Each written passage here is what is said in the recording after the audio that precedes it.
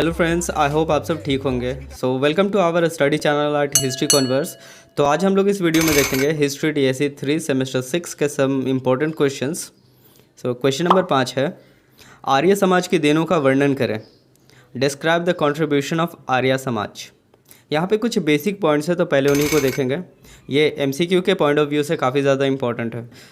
पहले है नाम, स्वामी दयानंद सरस्वती, जिनका मूल नाम मूलशंकर अंबाशंकर तिवारी था। जन्म 12 फरवरी 1824। जन्म स्थान टंकारा, मोरबी जिला, गुजरात। पिता का नाम करसनजी लालजी तिवारी, माता यशोदा देवी। भाई बहन, स्वामी दयानंद सरस्वती के कई भाई बहन थे, लेकिन उनकी एक छोटी बहन का निधन उनकी किशोर अवस्था में हो गया, जिसने उन पर गहरा प्रभाव डाला। अगला है शिक्षा। प्रारंभिक शिक्षा घर पर ही हुई, जिसमें उन्होंने वेदों और अन्य धार्मिक ग्रंथों का अध्ययन किया। बचपन से ही उन्होंने संस्कृत और वेदों का गहन अध्ययन किया। बाद में उन्होंने वेदों और शास्त्रों का विस्तृत अध्ययन करने के लिए घर छोड़ दिया और कई गुरुओं के साथ यात्रा की। अगला हेडिंग है विशेष घटनाएं। 14 वर्ष की उम्र में शिवरात्रि के दौरान मंदिर में एक मूर्ति के सामने ध्यान करते हुए उन्होंने महसूस किया कि मूर्ति के पास कोई शक्ति नहीं है। इस घटना ने उन्हें मूर्ति पूजा के खिलाफ कर दिया और उनके जीवन में एक महत्वपूर्ण मोड़ साबित हुआ। उन्होंने अपने जीवन का एक बड़ा हिस्सा वेदों के अध्ययन और प्रचार में समर्पित किया और बाद में 1875 में आर्य समाज की स्थापना की। तो हम लोग आगे देखेंगे। उत्तर 1824 से 1883 ये जन्म और मृत्यु का साल है। स्वामी दयानंद सरस्वती 19वीं शताब्दी के हिंदू पुनर्जागरण के प्रमुख नेता और आर्य समाज के संस्थापक थे।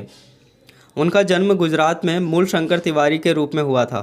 अपनी बहन की मृत्यु और उसके बाद होने वाले अनुष्ठानों को देखकर वे बहुत व्यथित हुए।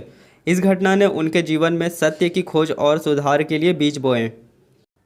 मतलब कि स्वामी दयानंद सरस्वती का जन्म 12 फरवरी 1824 को हुआ और उनका घर का नाम मूलशंकर तिवारी था, तथा बचपन में अपनी बहन की मृत्यु देखने के बाद उनका दुनिया को देखने का नज़रिया बदल गया।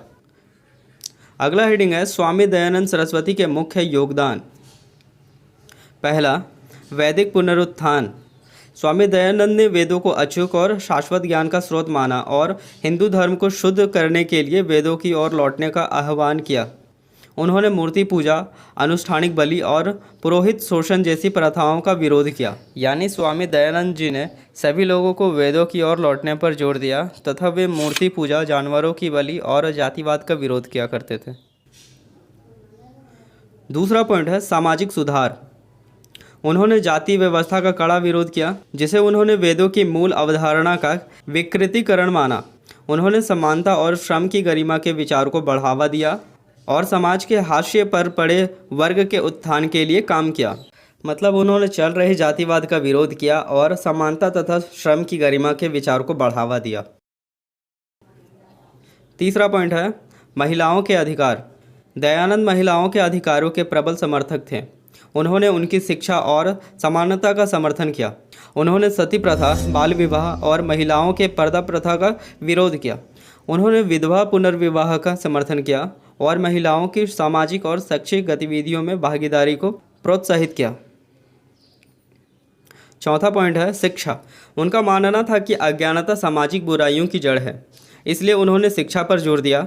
उन्होंने वेदों के ज्ञान और आधुनिक विज्ञान एवं प्रौद्योगिकी को मिलाकर स्कूलों और कॉलेजों की स्थापना को बढ़ावा दिया, ताकि समाज के उत्थान में योगदान देने वाले प्रबुद्ध और सक्षम व्यक्ति तैयार हो सकें। यानी दयानंद जी का मानना था कि अज्ञानता सामाजिक बुराइयों की जड़ है तथा इसे खत्म करना आवश्यक है। इसलिए स्कूल और कॉलेजेस की स्थापना पर जोर दिया, जहां वेदों का ज्ञान तथा विज्ञान सिखाया जाए। अगला हेडिंग है आर्य समाज के योगदान। ये इस क्वेश्चन का सबसे ज़्यादा इंपॉर्टेंट हेडिंग है, तो प्लीज़ ध्यान दीजिएगा। स्वामी दयानंद सरस्वती द्वारा 1875 में स्थापित आर्य समाज धार्मिक, सामाजिक और शैक्षिक सुधार के क्षेत्र में एक प्रमुख शक्ति बन गया। इसका उद्देश्य वैदिक मूल्यों और प्रथाओं का पुनरुत्थान और पुनरुद्धार करना था और हिंदू धर्म को अधिक तर्कसंगत, नैतिक और समावेशी बनाना था। पहला पॉइंट है धार्मिक सुधार। वैदिक शिक्षाओं का प्रचार। आर्य समाज ने वेदों की शिक्षाओं को धार्मिक अभ्यास का सच्चा आधार मानते हुए इनके अध्ययन और प्रसार को प्रोत्साहित किया। मूर्ति पूजा और अनुष्ठानवाद का विरोध। आंदोलन ने मूर्ति पूजा और जटिल अनुष्ठानों का कड़ा विरोध किया और इसे वेदों की सच्ची शिक्षाओं से भटका हुआ माना। धार्मिक सुधार से तात्पर्य है उन्होंने वैदिक शिक्षा का प्रचार प्रसार किया तथा जटिल अनुष्ठानों का विरोध किया, जैसे मूर्ति पूजा और बलि प्रथा। वे इसे अंधविश्वास कहते थे। दूसरा पॉइंट है सामाजिक सुधार। ये भी बहुत इंपॉर्टेंट हेडिंग है। पहला है जाति व्यवस्था का उन्मूलन। आर्य समाज ने जाति व्यवस्था को समाप्त करने के लिए कड़ा संघर्ष किया और सामाजिक समानता और न्याय का समर्थन किया। इसने वेदों के इस विचार पर जोर दिया कि मनुष्य की योग्यता और कर्म के आधार पर मूल्यांकन होना चाहिए, ना कि जन्म के आधार पर। सेकंड है महिलाओं का सशक्तिकरण। आंदोलन ने महिलाओं के अधिकारों की रक्षा के लिए उनके शिक्षा और सामाजिक भागीदारी को प्रोत्साहित किया। इसने विधवा पुनर्विवाह का समर्थन किया और बाल विवाह एवं महिला भ्रूण हत्या जैसी प्रथाओं के खिलाफ लड़ाई लड़ी। यानी उन्होंने समाज की दृष्टि में विमेन एम्पावरमेंट को स्ट्रॉन्ग करने के लिए स्त्रियों को प्रोत्साहित किया और विधवा पुनर्विवाह को सपोर्ट, साथ ही चाइल्ड मैरिज और महिला भ्रूण यानी फीमेल फिटस को मार देने जैसी प्रथा का विरोध किया। नेक्स्ट है विवाह प्रथाओं में सुधार।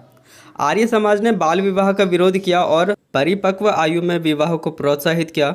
इसने अंतर्जातीय विवाह को बढ़ावा दिया ताकि सामाजिक बाधाओं को तोड़ा जा सके, यानी सही उम्र में शादी और इंटरकास्ट मैरिज को सपोर्ट किया।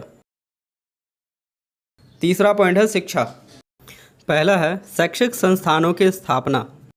आर्य समाज ने गुरुकुल नामक कई स्कूलों और कॉलेजों की स्थापना की, जहां वेदों और आधुनिक विज्ञान का मिश्रण सिखाया जाता था। इन संस्थानों का उद्देश्य प्रबुद्ध व्यक्तियों को तैयार करना था जो समाज के सुधार और नेतृत्व में सक्षम हो। नेक्स्ट है साक्षरता अभियान। आंदोलन ने जनता के बीच साक्षरता को बढ़ावा देने के लिए साक्षरता अभियान का आयोजन किया, यह मानते हुए कि शिक्षित समाज ही सामाजिक प्रगति और राष्ट्रीय मजबूती के लिए आवश्यक है। चौथा पॉइंट है राष्ट्रीयता। स्वतंत्रता आंदोलन में भूमिका। आर्य समाज ने भारतीय स्वतंत्रता आंदोलन में महत्वपूर्ण भूमिका निभाई। इसने राष्ट्रीय गर्व और एकता की भावना को बढ़ावा दिया और इसके कई सदस्य स्वतंत्रता संग्राम में सक्रिय रूप से शामिल थे। नेक्स्ट है स्वदेशी का प्रचार। आंदोलन ने स्वदेशी वस्तुओं और सेवाओं के उपयोग को बढ़ावा दिया, आर्थिक आत्मनिर्भरता और विदेशी प्रभुत्व के प्रतिरोध को प्रोत्साहित किया। राष्ट्रीयता से तात्पर्य है कि आर्य समाज ने भी आम जनता को आज़ादी के आंदोलन में शामिल करने तथा कई आर्य समाज के सदस्यों ने महत्वपूर्ण योगदान दिया तथा विदेशी वस्तुओं के स्थान पर स्वदेशी वस्तुओं का प्रयोग किया करते थे। लास्ट हेडिंग है विरासत। स्वामी दयानंद सरस्वती और आर्य समाज की विरासत गहन और स्थायी है। उनके वैदिक शुद्धता, सामाजिक सुधार, शिक्षा और राष्ट्रीयता पर जोर ने आधुनिक हिंदू विचारधारा और भारतीय समाज को महत्वपूर्ण रूप से आकार दिया है। आर्य समाज का भारतीय स्वतंत्रता आंदोलन, सामाजिक न्याय और शिक्षा में योगदान आज भी समकालीन भारत को प्रभावित करता है। समानता, तर्कवाद और नैतिक जीवन के मूल्यों को बढ़ावा देता है। हिंदू धर्म को सुधारने और आधुनिक बनाने के लिए उनके अथक प्रयासों के माध्यम से आर्य समाज ने भारत के सांस्कृतिक और आध्यात्मिक परिदृश्य पर एक स्थायी प्रभाव छोड़ा है।